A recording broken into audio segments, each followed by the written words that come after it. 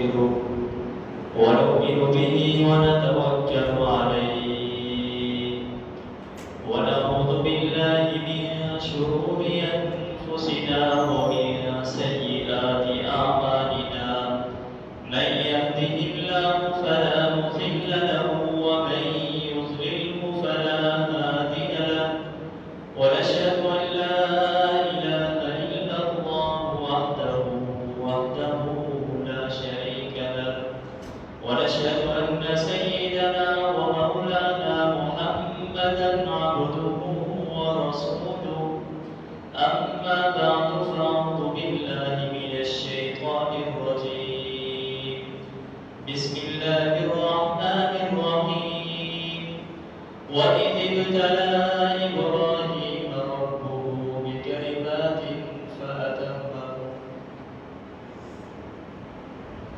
قال إني جاعلك للناس إماما قال ومن ذريتي قال لا ينال عهد الظالمين صدق الله العظيم. ہر قسم کی حمد و ثنا، تمام قسم کی تعریفات، تسبیحات، تکبیرات اللہ رب العزت کی ذات کے لیے ہیں جو اس کائنات کے خالق، مالک، حاکم، مشکل کشا، داتا اعلیٰ کل شیء قدیر، فعال لما یرید ہے. لاکھوں کروڑوں اربوں درود سلام آقا نامدار تاجدار انبیاء حضرت محمد مصطفیٰ احمد مصطفیٰ صلی اللہ علیہ وسلم کی ذات بابرکات کے لیے ہے. انتہائی واجب الاحترام بھائیو، دوستوں اور بزرگوں، آج 10 ذی الحجہ کا دن ہے اور آج کا دن وہ دن ہے جسے تمام عالم اسلام کے مسلمان عید الاضحیٰ کے نام سے یاد کرتے ہیں اور اس کو بقرہ عید بھی کہا جاتا ہے.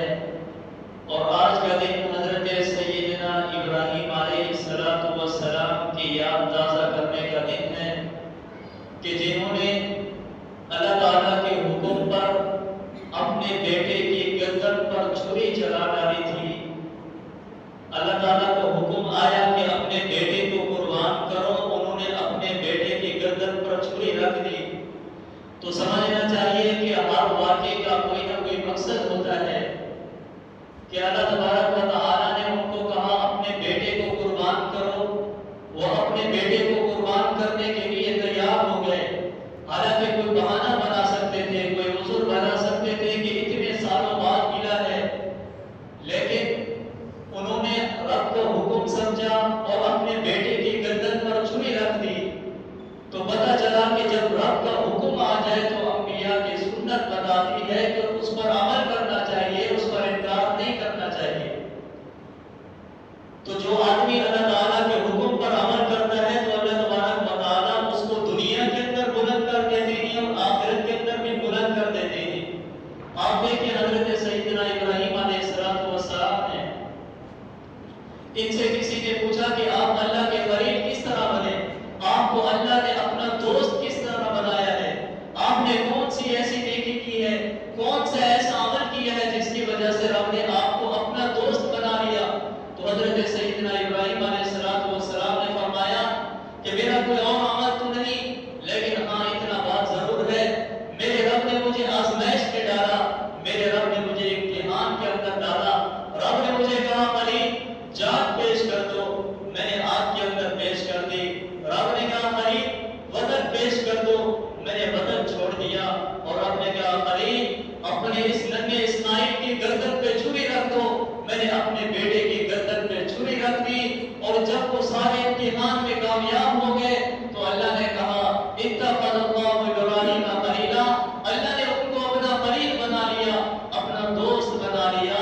تو آج ہم جو قربانی کرتے ہیں، اور ذرا پہلے سوچ لیں کہ آج ہم یہ جو قربانی کر رہے ہیں اس کا پس منظر کیا ہے. تو یقیناً آپ کو یہ قرآن مجید حضرت سیدنا ابراہیم علیہ السلام کے دور کے اندر لے کر جائے گا. اور آپ دیکھیں کہ اللہ نے ان کو آزمائش کے اندر ڈالا، امتحان کے اندر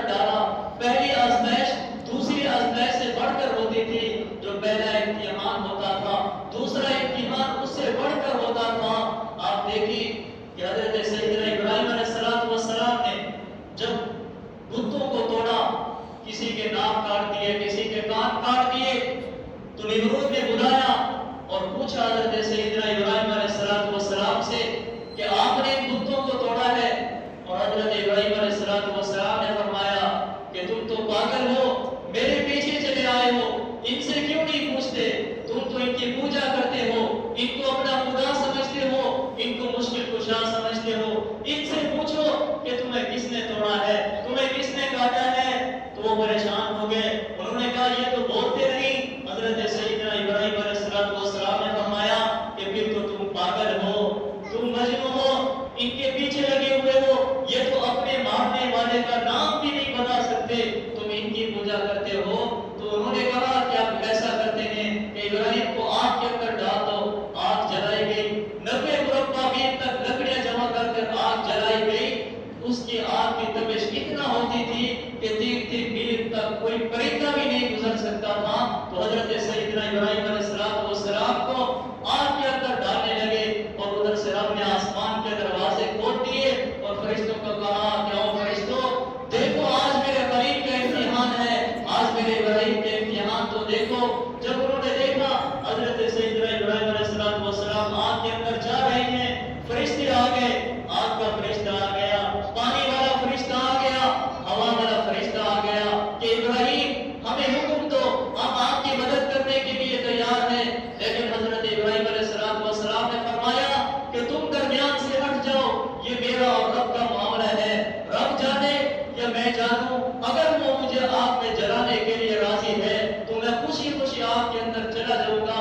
حضرت سیدنا ابراہیم علیہ السلام آگ کے اندر جب گئے اور رب نے حکم دے دیا، جبرائیل کو نہیں کہا، میکائیل کو نہیں کہا کہ تم جاؤ، رب نے خود حکم دے دیا کہ کلا یا نار کونی بردم و سلاما علی ابراہیم، اے آگ ٹھنڈی ہو جا، میرا دوست آ رہا ہے، میرا یار آ رہا ہے، اتنا بھی ٹھنڈی نہ ہونا کہ تیری ٹھنڈک کی وجہ سے میرے یار کو تکلیف پہنچے۔ تو حضرت سیدنا ابراہیم علیہ السلام اس امتحان میں کامیاب ہوئے۔ جب ہر امتحان کے اندر کامیاب ہو گئے تو اللہ تبارک و تعالیٰ نے ان کو اپنا دوست بنا لیا، اپنا قریب بنا لیا۔ اب 80 سال کی عمر کے اندر پہنچ گئے، بڑھاپے کے اندر پہنچ گئے ہیں اور روتے ہیں، دعا کرتے ہیں اللہ بیٹا دے دے تاکہ بڑھاپے کے اندر میرا سہارا بنے، رو رو کر دعا کر رہے ہیں۔ اور رب نے خوشخبری دے دی، کہا کہ ہم تجھے نیک صالح بیٹا عطا کر رہے ہیں، اور بیٹا بھی پیدا ہو چکا ہے، ابھی دودھ پیتا ہے، بڑی محبت ہے اس کے ساتھ، کیونکہ اتنا رو رو کر اس کو مانگا تھا۔ پھر رب کے امتحان آ گیا، رب نے کہا کہ اے ابراہیم تجھے اس بیٹے کے ساتھ بڑی محبت ہے، بڑا پیار ہے، اب اس کو بھی قربان کر دو۔ اور حضرت سیدنا ابراہیم علیہ السلام نے یہ نہیں کہا اللہ بڑھاپے کے اندر ملا ہے، اتنا رو رو کر مانگا ہے، میرا تو سرمایہ یہی ہے، نہیں، انہوں نے رب کا حکم سمجھا، انہوں نے کہا رب کا حکم آ گیا ہے کہ اپنی پیاری چیز کو قربان کر دو۔ تو حضرت سیدنا ابراہیم علیہ السلام اپنے بیٹے کو لے کر جا رہے ہیں۔ آپ دیکھیں کہ جب حضرت سیدنا ابراہیم علیہ السلام اپنے بیٹے کو لے کر جا رہے تھے، وہاں پر کون دیکھ رہا تھا؟ وہاں پر کوئی کیمرے نہیں لگے ہوئے تھے۔ حضرت سیدنا ابراہیم علیہ السلام اپنے بیٹے کو ذبح کرنے کے لیے جا رہے تھے، اکیلے تھے، تنے تنہا تھے، کوئی نہیں دیکھ رہا تھا۔ لیکن آج دیکھیں کہ دنیا کا کون سا ایسا کونا ہے جہاں پر حضرت سیدنا ابراہیم علیہ السلام کی یاد تازہ نہیں کی جا رہی۔ تو پتہ چلا کہ جب تم قربانی اخلاص کے ساتھ کرو گے، اللہ کی رضا کے لیے کرو گے، تو یہ تمہاری قربانی ضائع نہیں ہوگی، اللہ اس کو اپنی دربار کے اندر قبول کریں گے۔ اور قربانی کہتے کس کو ہے؟ آج ہم نے سمجھا ہوا ہے کہ قربانی صرف جانور کو ذبح کرنے کا نام ہے، جانور کی گردن پر چھری چلانے کا نام قربانی ہے، نہیں، بلکہ اپنی خواہشات پر چھری چلانے کا نام ہے، اپنی خواہشات کو ذبح کرنے کا نام ہے، اور اللہ تعالیٰ کے حکموں پر عمل کرنے کا نام قربانی ہے، رسم و رواج کو ختم کرنے کا نام قربانی ہے۔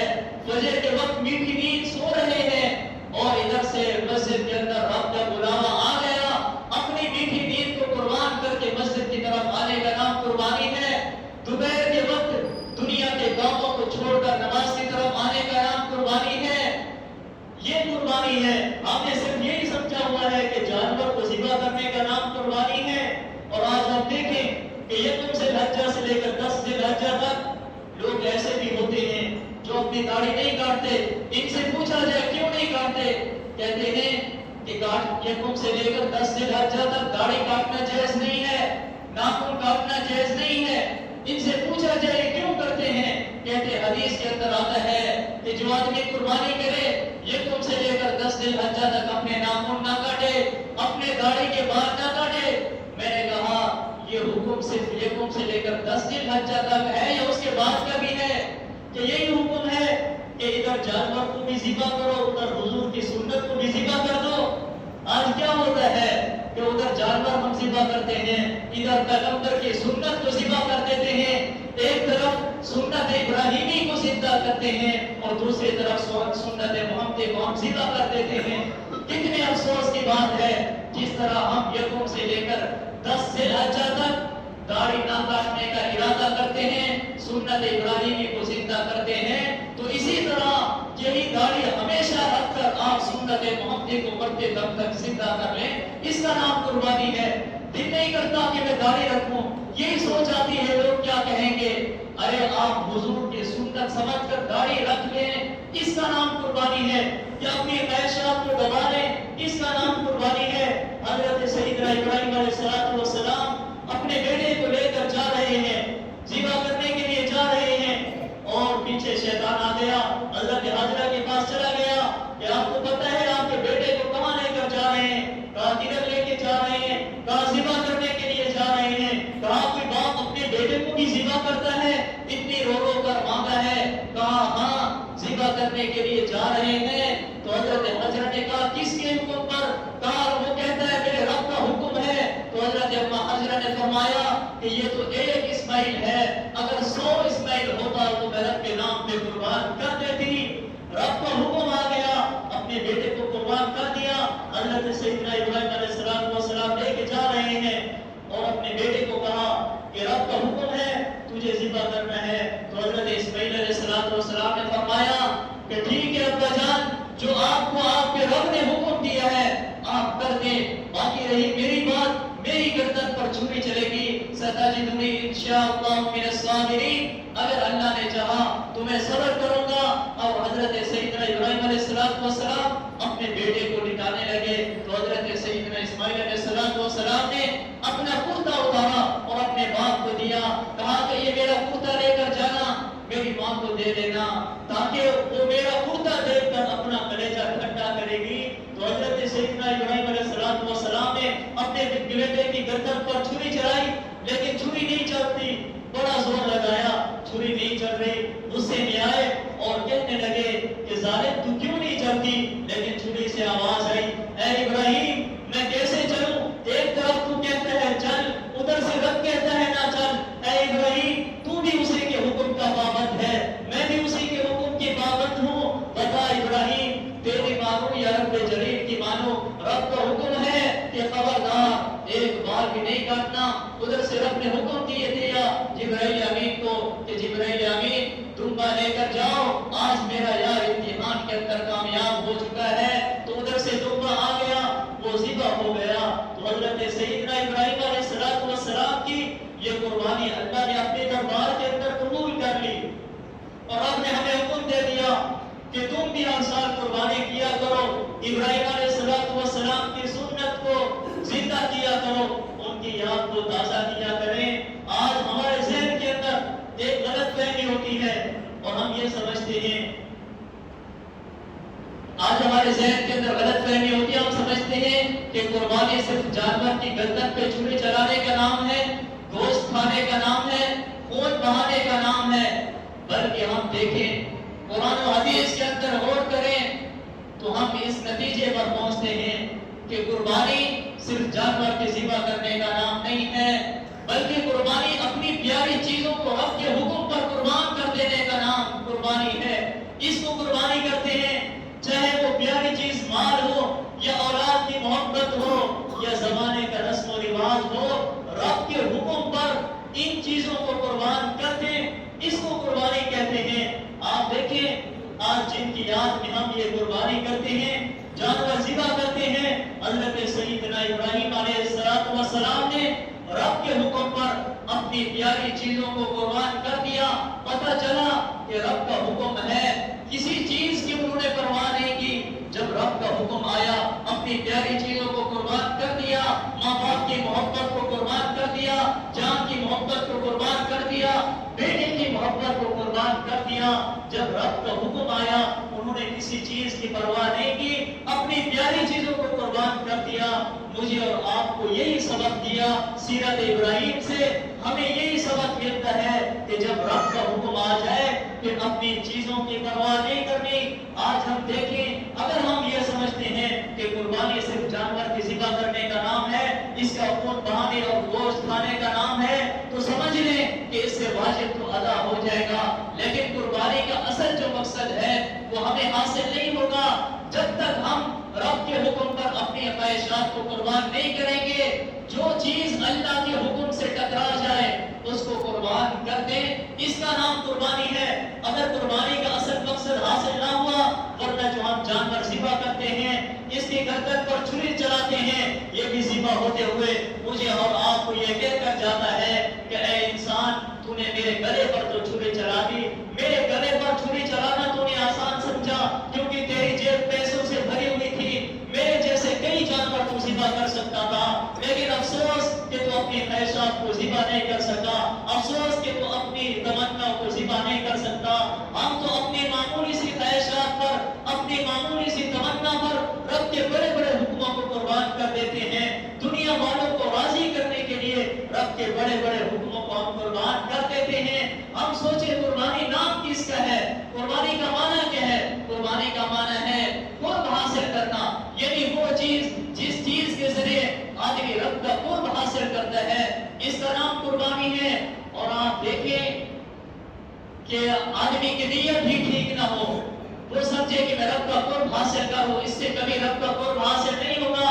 اللہ تعالیٰ فرماتے ہیں کہ جس طرح تو منڈی کے اندر جاتا ہے, جانور کو چیک کرتا ہے کہ اس کے اندر کوئی عیب تو نہیں, اس کے آنکھ چیک کرتا ہے, اس کی ٹانگیں چیک کرتا ہے کہ اس کے اندر کوئی عیب تو نہیں. اللہ فرماتے ہیں تو جانور کو چیک کر کے لیتا ہے, کیا میں تجھے چیک نہیں کروں گا؟ تو چاہتا ہے کہ میرا جانور بے عیب ہو, اس کے اندر بھی کوئی عیب نہ ہو. میں بھی یہی چاہتا ہوں کہ میرا بندہ جو قربانی کرتا ہے کہ اس کے اندر کوئی عیب نہ ہو. جس طرح تو عیب دار جانور پسند نہیں کرتا, اسی طرح فرمایا کہ میں عیب دار انسان کی قربانی بھی قبول نہیں کرتا. تو اس لیے ہم جب قربانی کریں, جانور کے گردن پر چھری چلائیں, اسی طرح ہمارے اندر جو حسد بھرا ہوا ہے, ہمارے اندر جو بغض بھرا ہوا ہے, ہمارے اندر جو کینہ بھرا ہوا ہے, ادھر جانور پر بھی چھری چلائیں, ادھر حسد پر چھری چلا دیں, بغض پر چھری چلا دیں, کینہ بھرا ہوا ہے اس پر چھری چلائیں, اس کا نام قربانی ہے. آپ دیکھیں اللہ تعالیٰ کیا فرماتے ہیں, لَن يَنَالَ اللَّهَ لُحُومُهَا وَلَا دِمَاؤُهَا وَلَٰكِن يَنَالُهُ التَّقْوَىٰ مِنكُمْ, کہ مجھے نہ تمہارے گوشت کی ضرورت ہے, میں تمہارے اندر جھانک کر دیکھتا ہوں کہ یہ کس کو راضی کرنے کے لیے قربانی کر رہا ہے, مجھے راضی کرنے کے لیے یا کسی اور کو راضی کرنے کے لیے قربانی کر رہا ہے. تو ہم سوچیں جب بھی ہم جانور کی گردن پر چھری چلائیں, سب سے پہلے اپنی نیت کو درست کر لیں. ہماری نیت خالص اللہ کی رضا ہو, اللہ کو راضی کرنا ہو. اگر ہمارے اندر تھوڑی سی بھی ریاکاری آ گئی تو یاد رکھنا یہ ہماری قربانی قبول نہیں ہوگی. اللہ ایسی قربانی کو قبول نہیں کرتے. تو آپ سب ساتھی عید نماز کا طریقہ سمجھ لیں کہ سب سے پہلے آپ نے نیت کرنی ہے. وہ نیت اس طرح کرنی ہے کہ 2 رکعت نماز واجب عید الاضحیٰ و 5 تکبیر کے ساتھ پڑھتا ہوں. اللہ کے واسطے منہ میرا کعبۃ اللہ شریف کے اگر مقتدی ہیں وہ کہیں کہ پیچھے اس امام کے اللہ اکبر. جب آپ نے یہ نیت کر لینی ہے, پھر اس کے بعد امام صاحب کے اللہ اکبر کہیں گے, آپ نے بھی اللہ اکبر کہنا ہے, ہاتھ باندھ لینے ہیں, پھر ثنا پڑھنا ہے. ثنا کے بعد اب 3 زیر تکبیریں کہنی ہے. پہلی تکبیر پر امام صاحب ہاتھ اٹھائیں گے کانوں تک, پھر اس کو نیچے چھوڑ دیں گے. دوسری تکبیر کہیں گے, پھر بھی کانوں تک ہاتھ اٹھا کے چھوڑ دینے ہیں. تیسری تکبیر جب کہیں گے تو آپ نے کانوں تک ہاتھ اٹھا کر پھر اس کو باندھ لینا ہے. پھر اس کے بعد امام صاحب قرات کریں گے, فاتحہ پڑھیں گے, سورت پڑھیں گے. اسی طرح پہلی رکعت کو مکمل کریں گے. جب دوسری رکعت شروع ہوگی تو دوسری رکعت کے اندر پہلے فاتحہ, پھر قرات, پھر اس کے بعد 3 زیر تکبیریں کہنی ہیں. جب پہلی تکبیر کہہ کے کانوں تک ہاتھ اٹھا کے چھوڑ دینا ہے، دوسری تکبیر پر بھی کانوں پر ہاتھ اٹھا کے چھوڑ دینا ہے، تیسری تکبیر پر بھی کانوں پر ہاتھ اٹھا کے چھوڑ دینا ہے۔ جب چوتھی تکبیر کہیں گے پھر چوتھی تکبیر کہہ کر آپ رکوع کے اندر چلے جائیں گے۔ آپ اس کو آسانی ان لفظوں میں سمجھیں کہ پہلی اور دوسری رکعت کے اندر فرق یہ ہے کہ پہلی رکعت کے اندر دو تکبیریں کہیں گے، ہاتھ چھوڑنا ہے، تیسری تکبیر پر ہاتھ باندھنا ہے، اور دوسری رکعت کے اندر تینوں تکبیروں پر ہاتھ چھوڑ دینا ہے۔ تو چوتھی تکبیر جب کہیں گے تو آپ رکوع کے اندر چلے جائیں گے۔ تو اس طرح یہ نماز کا طریقہ ہے۔ پھر اس کے بعد خطبہ ہوگا، سب ساتھی خطبہ بھی لازمی سن کر جایا کریں، یہ بھی ضروری ہوتا ہے۔ اس کے بعد دعا ہوگی، دعا کر کے جایا کریں، یہ قبولیت کی گھڑی ہوتی ہے۔ اللہ تعالیٰ سے دعا ہے اللہ تعالیٰ آپ سب کی قربانی کو اپنے دربار میں قبول